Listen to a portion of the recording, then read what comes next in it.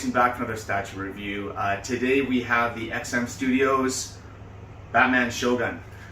This is a piece I've had for a while. I got it literally the month that it was released. I had it pre-ordered for a while, and I initially just put it together, and it was such a daunting piece to put together with all the kind of pieces that I put it up on a shelf, and I didn't review it at the time, and I never really got around to it because it's so freaking heavy that I couldn't just pull it down and put it on the counter and review. I had to like literally disassemble it and then put it all back together here on the counter. And the only reason I'm doing it now is because I'm packing everything up, as you can see, to move. So I'm excited to review this one. This is one of my favorite statues, in my opinion, and I know in the opinion of a lot of others, it's a grail.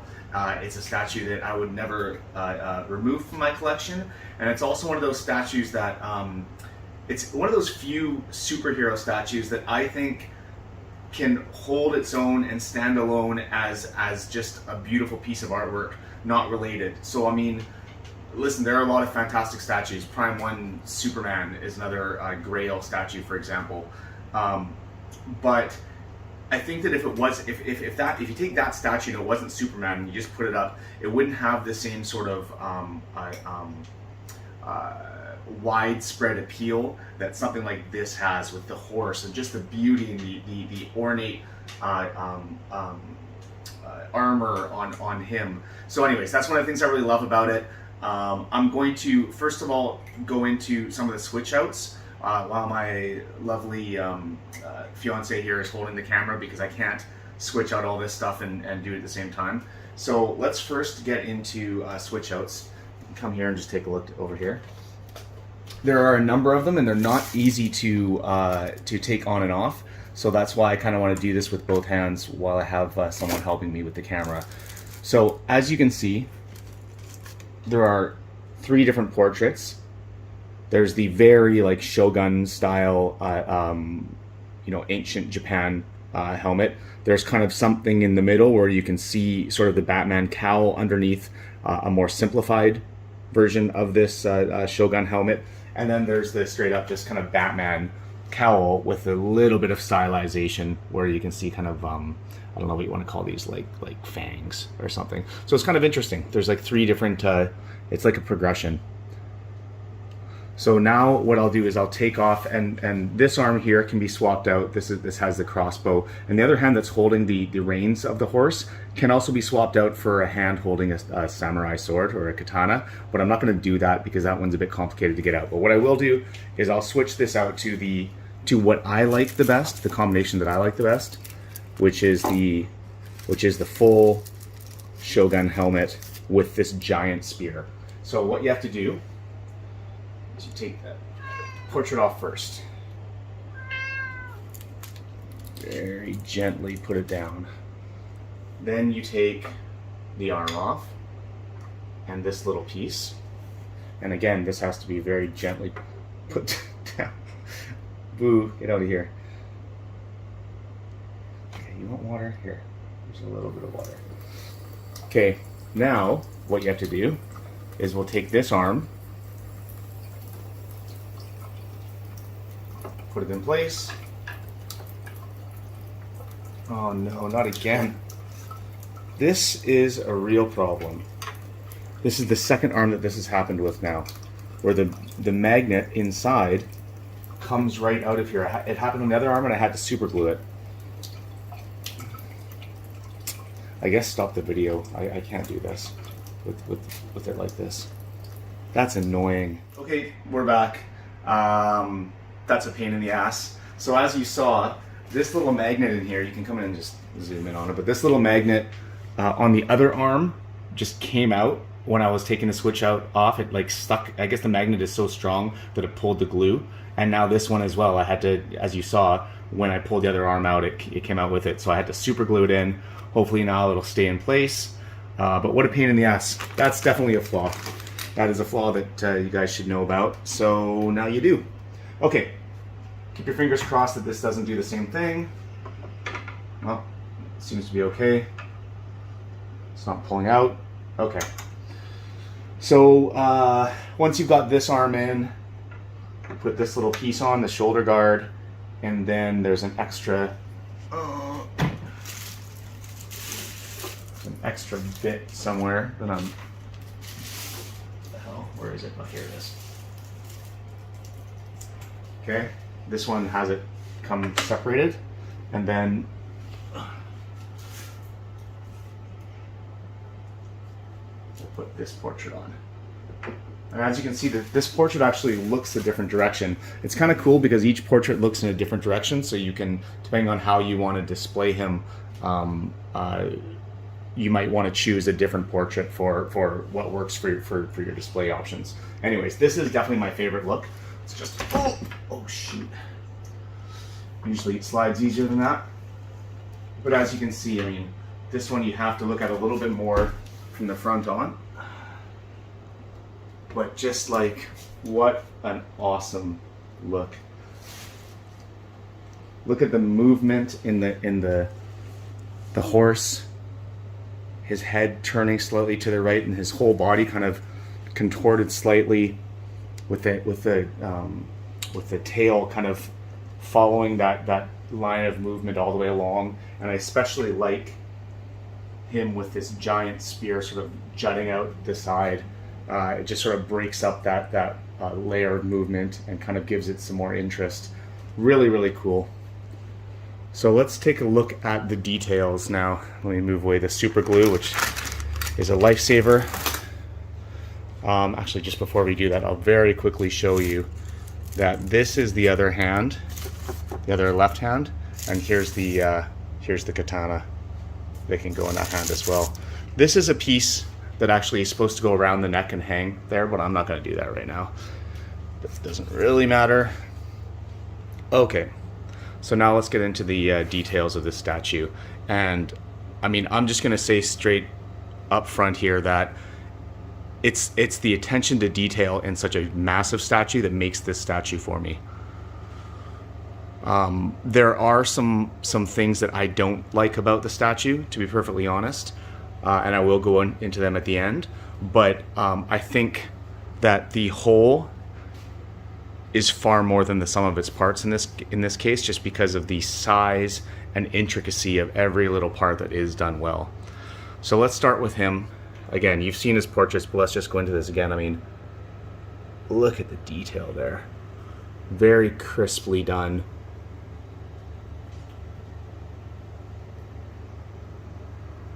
There's so many overlapping pieces to this statue. You can see it in his helmet, and then, I mean, when you're putting it together, you saw how these two pieces of the shoulder overlap, and they're actually separate pieces you put on. Every bit of his armor is just multiple layers of armor folded and layered on top of each other. You can see in there's kind of looks like a bit of a mesh almost. And then there's these sort of metallic silver and gold layers, and then there's kind of that matte black Batman color, and then there's the silver of the spikes on his arm. There's detail in the pole arm here, or the pole. Every little piece of this statue is just dripping with detail, and it's all that same red and gold detail that I mentioned I liked so much in some of the other statues that I have. It just really pops. Red, gold, and black just looks so good together. Little hints of blue here and there, which are really nice as well as accents. But look at the detail in his breastplate. There's also a really nice, XM did a really, really good job with all of these, from what I've seen. This is the only samurai statue from their Batman Samurai line that I have seen in person.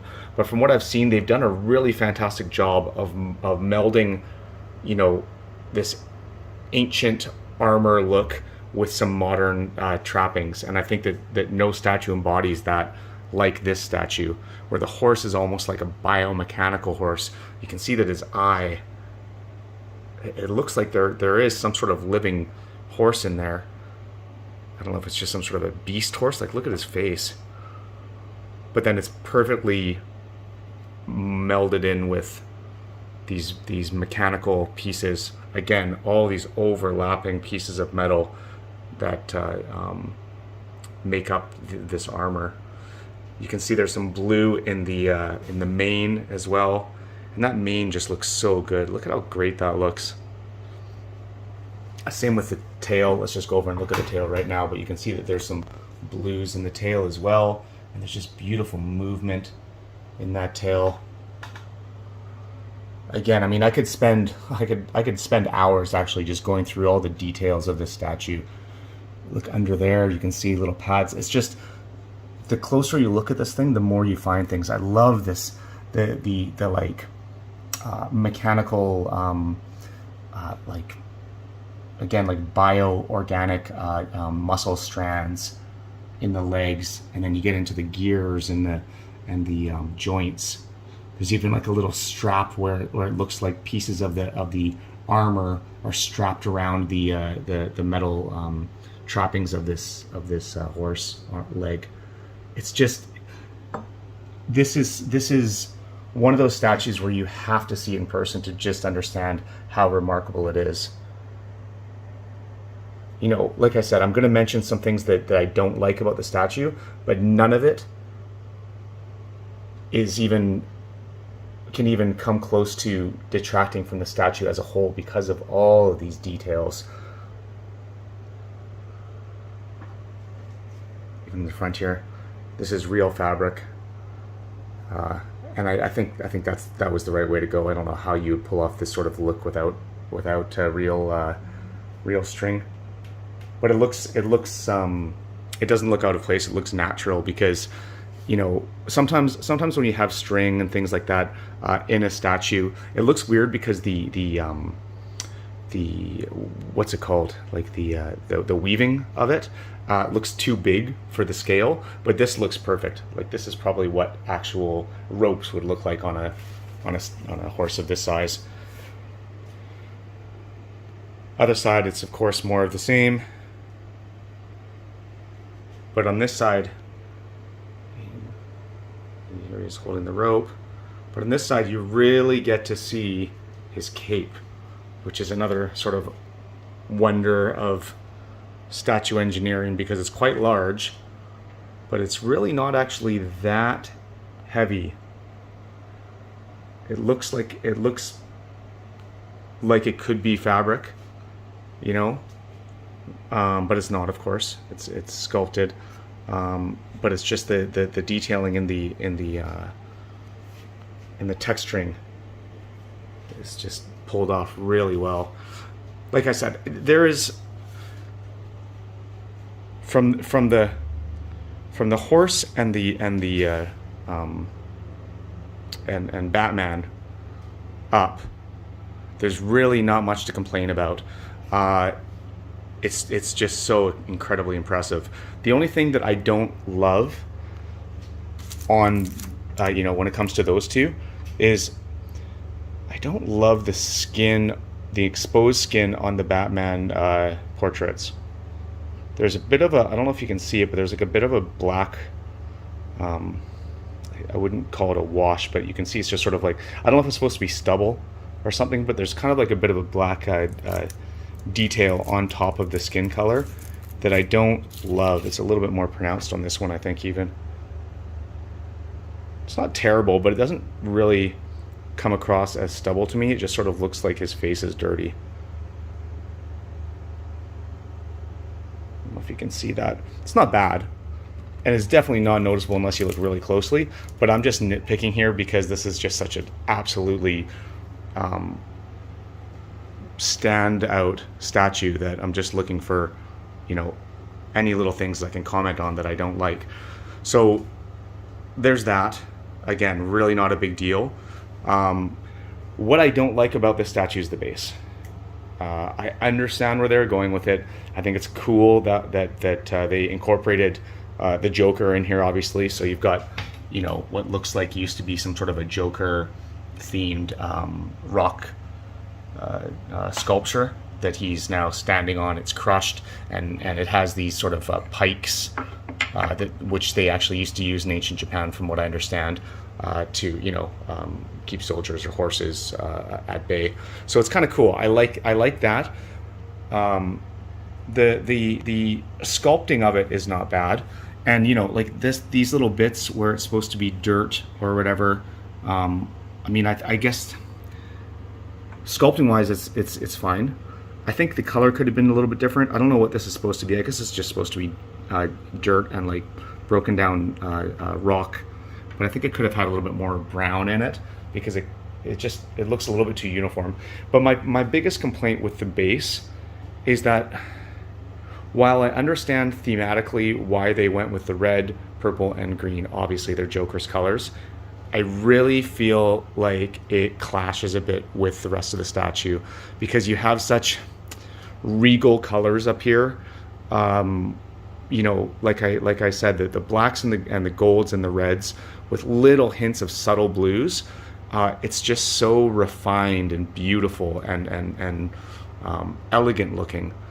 And then this just looks not elegant, for lack of a better explanation. It just looks kind of, yeah, it looks kind of, I mean, it looks like clown colors, and it doesn't look refined. It's just big, solid colors of purple. There's not a lot of,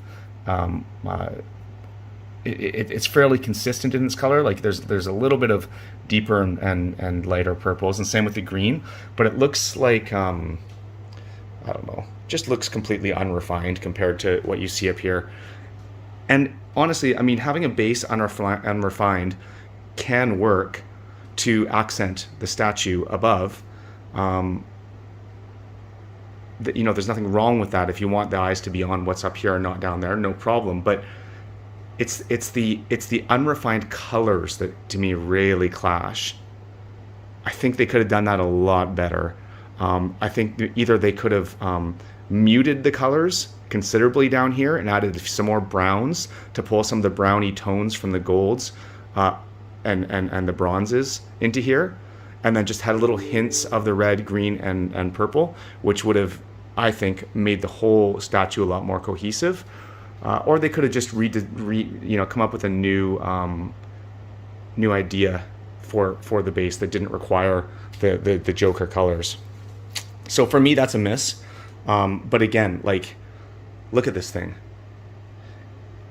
When you see it as a whole, it's too beautiful to claim that the base detracts from it in any major way.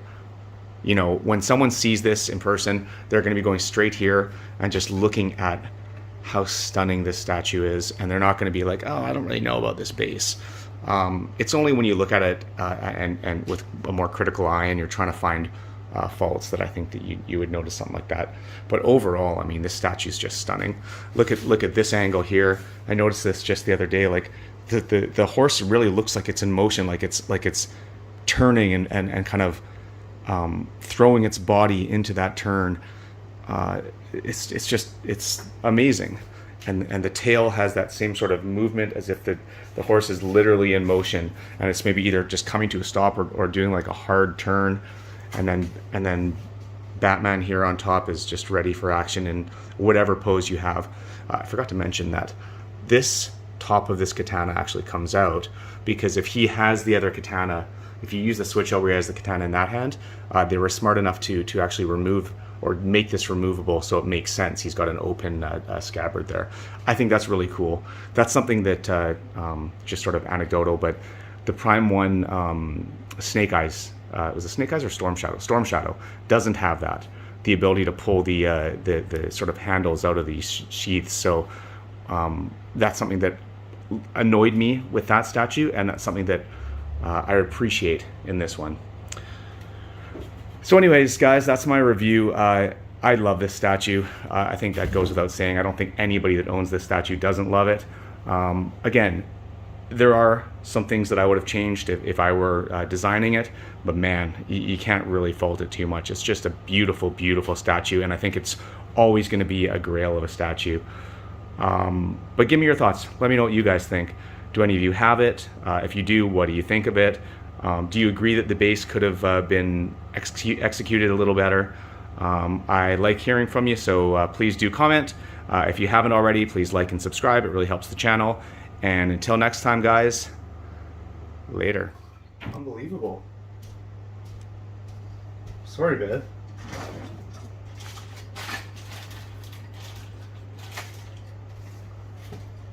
Are you still filming?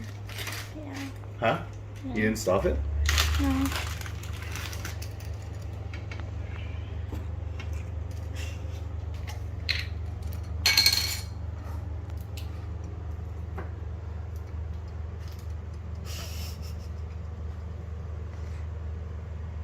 Say bye, boo.